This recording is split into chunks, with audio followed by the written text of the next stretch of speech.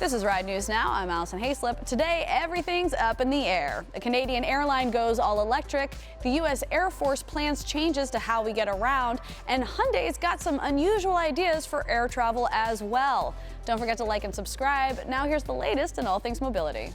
This episode of Ride News Now is brought to you by the new Harman Spark. Upgrade your current ride with in-car Wi-Fi, virtual diagnostics, and so much more.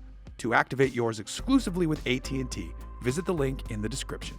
Most of us thought it would take a hot minute for commercial electric planes to happen, but by golly, a small Canadian airline, Harbour Air, just launched their first pure EV flights for paying customers, beating out big guys like Boeing and Uber. Well, that was fast. Airline founder Greg McDougall says his experience with Tesla cars inspired the idea of EV planes. Now that inspiration is helping him make history. The airline runs seaplanes for flights that last an average of less than 30 minutes. For these duration flights, battery power is pretty ideal for the job. There's more than enough range on tap for these short flights, and hey, if something goes wrong while they're island hopping, they're equipped to make unscheduled landings on water, or a splash in the pool, as Harbour Air calls it. I'm kidding, they don't call it that, but it sounds way better than emergency water landing. Next time you're in British Columbia, which is a pretty big area, why not be a part of aviation history and become one of the first people to fly electric? Happy landings, electronauts! If anyone knows about airborne transport, it's the smart folks at the U.S. Air Force. So it's no surprise that the USAF want to lend a hand in the fast-growing field of urban air mobility.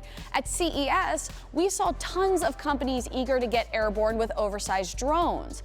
By lending its aviation knowledge to civilian and private companies, the U.S. Air Force wants to help urban air mobility experience a leapfrog-like growth. Flying taxis might arrive sooner than we think, and you might be ordering a skyward-bound Uber in your lifetime. Would you get on a drone taxi? We were keen to shout out no before hearing about this news. But if the U.S. Air Force gets involved, we're a bit more open to the idea. Mostly thanks to all the tech I know we got from Area 51. It's a bird. It's a plane. It's a Hyundai? That's right, the South Korean automaker took to the skies at this year's Consumer Electronics Show in Las Vegas. Hyundai envisions a world where futuristic transportation hubs link people to self-driving pods and to self-flying aircraft. The concept is wildly imaginative. We really dig the landing pad atop each transparent hub, but the names aren't quite as creative. Personal air vehicles and purpose-built vehicles are Hyundai speak for flying cars and self-driving pods. Like the hubs, these autonomous vehicles look more like clear plastic shelving units from IKEA rather than any normal car or truck. In total, there are 10 docking stations for these PBVs at each hub. Is it a little crazy and totally out there? Oh, you better believe it. But that's the fun of CES. Automakers can afford to dream big, even if the names for some of these dream machines could maybe use a little work. If you've enjoyed this video, please like and subscribe. For more tech news, join us over at ride.tech, and be sure to follow us at RideTechNews on your social platform of choice.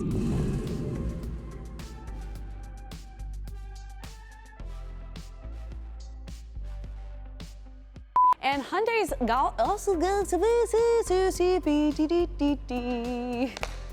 Oh, look, you're just getting picked up in a big comfy. What is that? Hey, I'm sorry, are you okay? Next time you're in Colombia, which is a what'd I say? Oh. The concept is wildly imaginative. We really dig the landing pad. Oops. The U.S. Air Force plans changes to how we get a, what am I saying? Goes all electric and get around. This episode of Ride News Now is brought to you by the new Harman Spark. Upgrade your current ride with in-car Wi-Fi, virtual diagnostics, and so much more.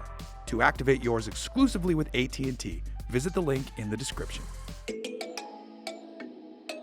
Thanks for watching. If you like what you see, please like and subscribe. Also, head to ride.tech for stories, reviews, and more news.